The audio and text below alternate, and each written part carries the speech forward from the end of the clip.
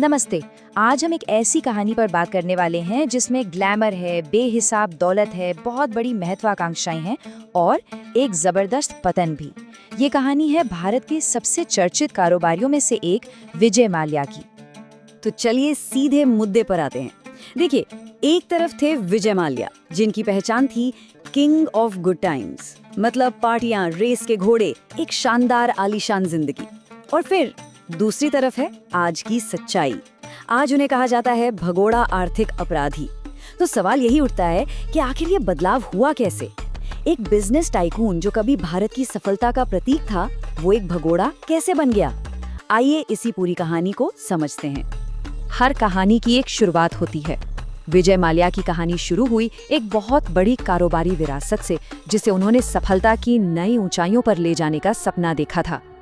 विजय माल्या का जन्म हुआ 1955 में और यहाँ गौर करने वाली बात यह है कि सिर्फ 28 साल की उम्र में 1983 में उन्होंने अपने पिता के निधन के बाद यूनाइटेड ब्रीवरीज ग्रुप जैसे एक बहुत बड़े साम्राज्य की बागडोर संभाल ली थी।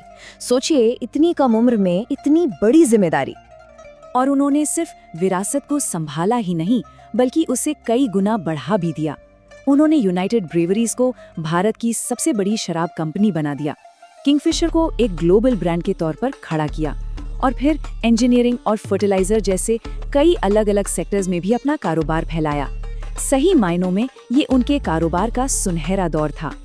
बिजनेस के साथ साथ उनकी लाइफस्टाइल भी हमेशा चर्चा में रही और ये स्लाइड उसकी एक झलक देती है। 250 से ज्यादा विंटेज कारों का कलेक्शन। ये सिर्फ एक शौक नहीं था, ये उनकी शाही जीवन शैली का एक सिंबल था। इसके अलावा प्राइवेट यॉट, रेस के घोड़े और दुनिया भर में आलीशान घर। वाकई किंग ऑफ गुड टाइम्स का खिताब उन्हें ऐसे ही नहीं मिला था। लेकिन माल्या की महत्वाकांक्षा जमीन तक ही सीमित नहीं थी, वो आसमान छूना चाहते थे। और इसी सोच के साथ उन्होंने अपने सबसे बड़े और सबसे महंगे ख्वाब किंगफिशर एयरलाइंस की शुरुआत की। उनका विजन एकदम क्लियर था। किंगफिशर एयरलाइंस सिर्फ एक जगह से दूसरी जगह जाने का साधन नहीं थी, बल्कि ये तो एक फ्लाइंग 5 स्टार होटल थी। इसका मकसद था पैसेंजर्स को हवा में एक प्रीमियम और लग्जरी एक्सपीरियंस देना। और आपको बताऊं, शुरुआत में यह ख्वाब हकीकत बनता हुआ भी दिखा। 2011 आते आते किंगफिशर एयरलाइंस भारत की दूसरी सबसे बड़ी एयरलाइन बन चुकी थी। उसने मार्केट का एक बहुत बड़ा हिस्सा अपने नाम कर लिया था। ऐसा लग रहा था कि माल्या ने एक और कामयाबी की कहानी लिख दी है। लेकिन कहते हैं ना, हर कहानी में एक मोड़ आता है। किंगफिशर एयरलाइंस का ये सुनहरा ख्वाब बहुत जल्द एक भयानक बुरे सपने में बदलने वाला था। यहीं से शुरू हुई उनके पतन की कहानी। तो सवाल है कि गलती हुई कहाँ? एक्सपर्ट्स के मुताबिक एक बहुत बड़ा कारण था 2007 में low cost airline air Deccan को खरीदना। ये एक बड़ा ही एम्बिशियस कदम था, जिसका मकसद मार्केट के हर हिस्से पर कब्जा करना था। लेकिन ये स्ट्रैटेजी उस वक्त की मंदी, पेट्रोल की बढ़ती कीमतें और इंडस्ट्री के कंपटीशन के साथ मिलकर किंगफिशर पर एक बहुत बड़ा फाइनेंशियल बोझ बन गई।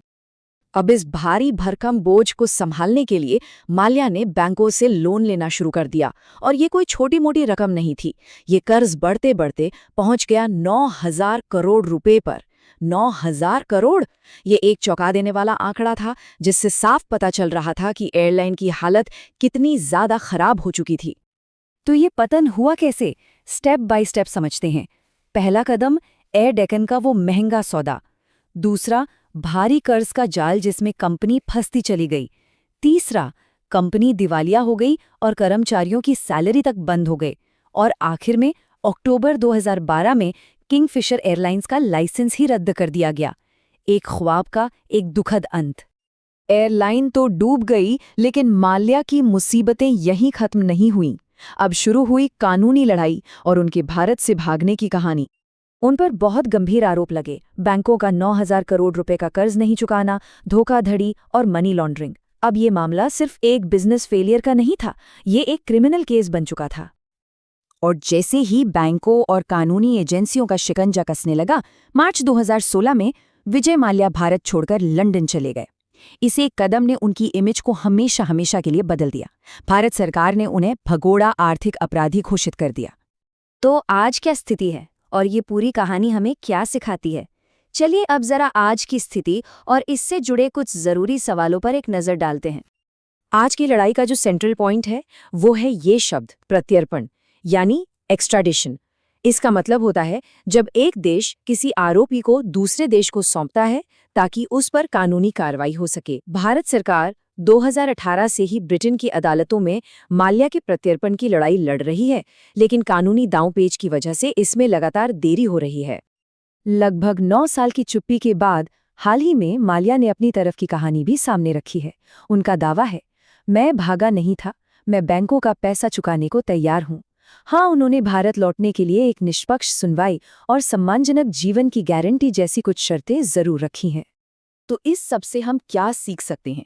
देखिए, सबसे महत्वपूर्ण बात यह है कि विजय माल्या की ये गाथा दिखाती है कि कैसे बेहिसाब महत्वाकांक्षा और खराब फाइनेंशियल मैनेजमेंट, जब ये दोनों चीजें एक साथ मिल जाती हैं तो एक बहुत बड़े साम्राज्य को भी मिट्टी में मिला सकती हैं। और अब एक सवाल जिसके साथ आज की बात खत्म करते हैं। विजय माल्या की कहानी असल में है क्या?